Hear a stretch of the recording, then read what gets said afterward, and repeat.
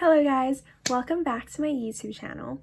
So, the AP Calculus AB and BC exam are happening May 12th this year, which means you have approximately 1 month left to study for the exam. So that is a bit of a time crunch, but as a proud survivor of getting a 5 on AP Calculus BC within 1 month of intense studying, I am here to provide you with some tips and tricks to maximize your studying efficiency. Okay, so first things first, let's get down to business. So I think the biggest thing with the time crunch is that you want to know the exam weighting for each unit. And in particular, you want to prioritize units 6 and 10 because these two units occupy about 40% of the whole exam, and that is a lot. So you would see a lot of questions about integration strategies, Riemann sums, and series convergence. So you definitely want to prioritize mastering those concepts before you move on to others because you would see a lot of questions on those. And then on the second tier is units 5, 7, and 8. And these three units, you would still see a lot of questions on them, but definitely not as many as units 6 and 10. And for these three units, respectively, they're about applications of derivatives, slope fields, and differential equations. So they're definitely important, but you definitely still want to prioritize units 6 and 10. Sometimes these concepts come hand in hand. So once you understand one, you kind of understand the other, but you just need time.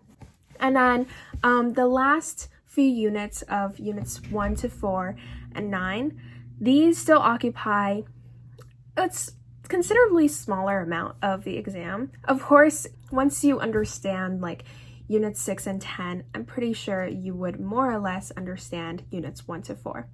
And for unit 9, parametrics and polar, if you don't completely understand it, you're going to be okay. Of course, you want to know it, but you definitely want to prioritize heavier weighted units on the exam. And then on top of that, while you're practicing for all of these units, I think one thing you definitely want to do is time yourself. Once you have a more or less a better grasp of the concept, you want to time yourself because the exam is kind of a time crunch within itself too. So you want to time yourself and see what feels like the right speed in order for you to finish the exam comfortably.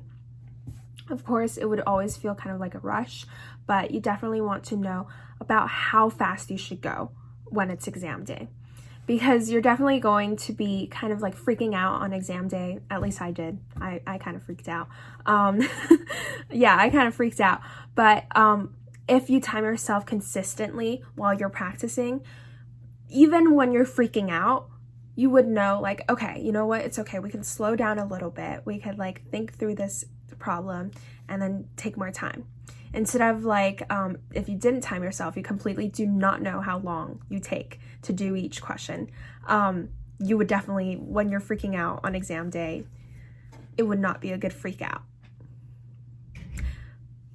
Yeah, okay, on to my next point. I would say for formulas. So for AP Calculus BC and also AB2, you have your formula sheet.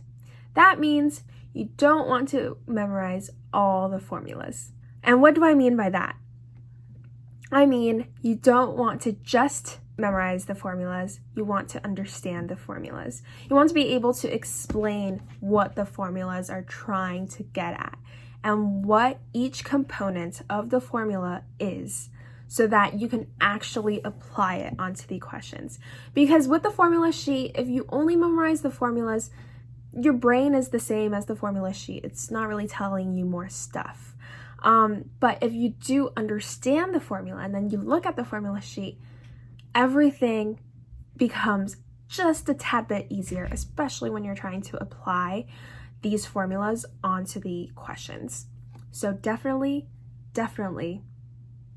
understand the formulas and don't memorize it. And the last thing before I end the video is about calculators. So you want to familiarize yourself with the functions of the calculators, to graph, to solve, to to do integrals, stuff like that. You want to familiarize yourself with those functions before test day. And of course, that comes with practice. So practice.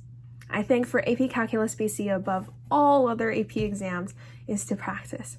Always practice. And throughout the whole month, just practice. And of course, prioritize certain units over others. But yeah, happy practicing and good luck on your exams. One last thing though is I do have a study guide that I organized for 1 month of intense preparation. So if you guys want it, just comment down below and I'll send it to you immediately. And thank you so much for watching my video. Hit that like button, subscribe, and turn on post notifications. Thank you, and I'll see you next time.